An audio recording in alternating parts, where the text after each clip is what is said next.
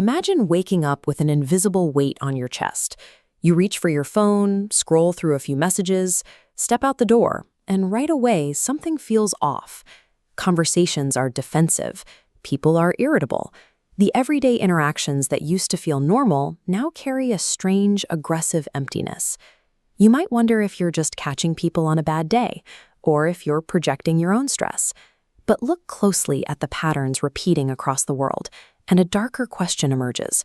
Are we actually getting meaner? This diagram illustrates the core mechanism of the problem. Toxic behavior is a calculated survival strategy. When an environment exerts relentless pressure, the human psyche crystallizes into armor. It is a defense mechanism built from fear and emotional deprivation. Modern society is exceptionally good at hiding this process. We are told the world promotes connection and happiness, but our culture actually operates like a massive behavioral factory. It manufactures these armored personalities by prioritizing speed over depth and competition over cooperation. Recognizing this toxicity pipeline is the first step toward psychological safety.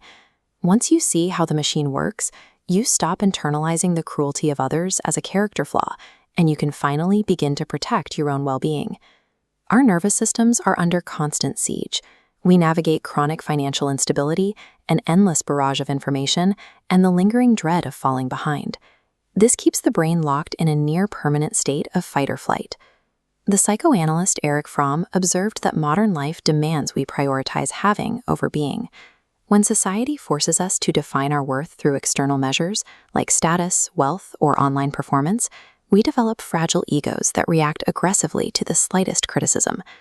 Neuroscience backs up Fromm's observation. When the brain is forced into survival mode for long periods, empathy drops. At the same time, impulsive and defensive behaviors spike. People lash out because their internal threat detection systems are completely overwhelmed. Instead of correcting this imbalance, our institutions actively reward it. When someone is highly assertive but completely devoid of empathy, corporate culture often labels them a strong leader. Emotional detachment is praised as focus. Ruthlessness is rebranded as ambition, and social media algorithms reward outrage. The environment trains us to treat others not as human beings, but as obstacles or mirrors reflecting our own insecurities. This system doesn't merely tolerate toxic behavior, it selects for it. It turns our workplaces and digital spaces into arenas where the most heavily armored individuals are the ones who survive. This psychological adaptation starts early. From childhood, we learn that our value is conditional. When love and approval depend strictly on grades, appearance, or productivity, a child quickly figures out that authentic vulnerability is a liability. The psychologist Donald Winnicott called this the development of the false self. It is a social mask constructed specifically to secure acceptance from a demanding world while safely hiding the fragile core underneath. But suppressing those authentic emotional needs has a high cost. Carl Jung warned that ignored emotions do not simply vanish, they sink into the unconscious shadow. From that hidden place, they twist into hostility, envy, and a compulsive desire to control other people. Researcher Brené Brown explains how this connects to shame. Shame thrives in secrecy and judgment, acting as the conviction that we are flawed or unworthy. When triggered by the constant comparisons of modern culture, a person instinctively attacks, dominates, or belittles to avoid the pain of humiliation. This brings us to the tragedy at the center of the crisis. The person we label as toxic is often someone who has worn their protective mask for so long that it has fused to their skin. They have identified with their defenses so completely, they no longer know who they truly are. This survival strategy comes with a fatal design flaw. The exact same emotional walls built to keep out pain also block intimacy, trust, and love. You cannot selectively numb emotion. When you shut out the hurt, you shut out connection.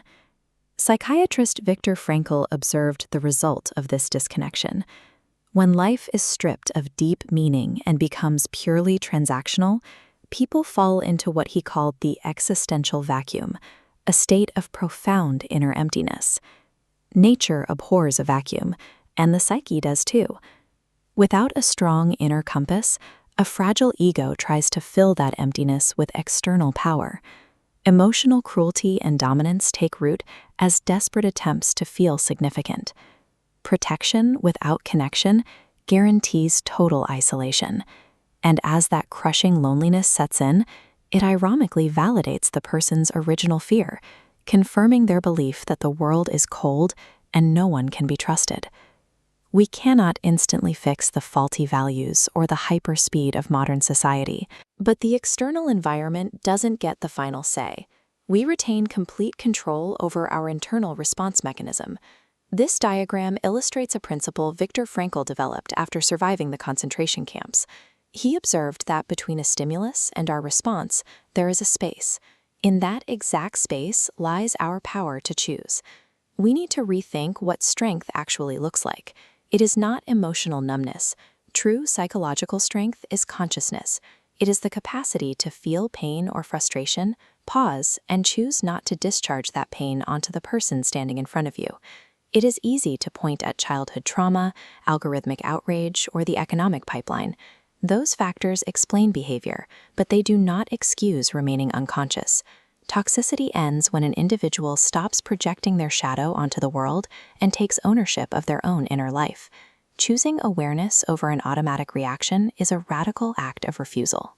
It is the only force capable of jamming the gears of the pipeline we've described. A conscious person in an unconscious society is no longer a product of their environment. They have become the architect of their own response.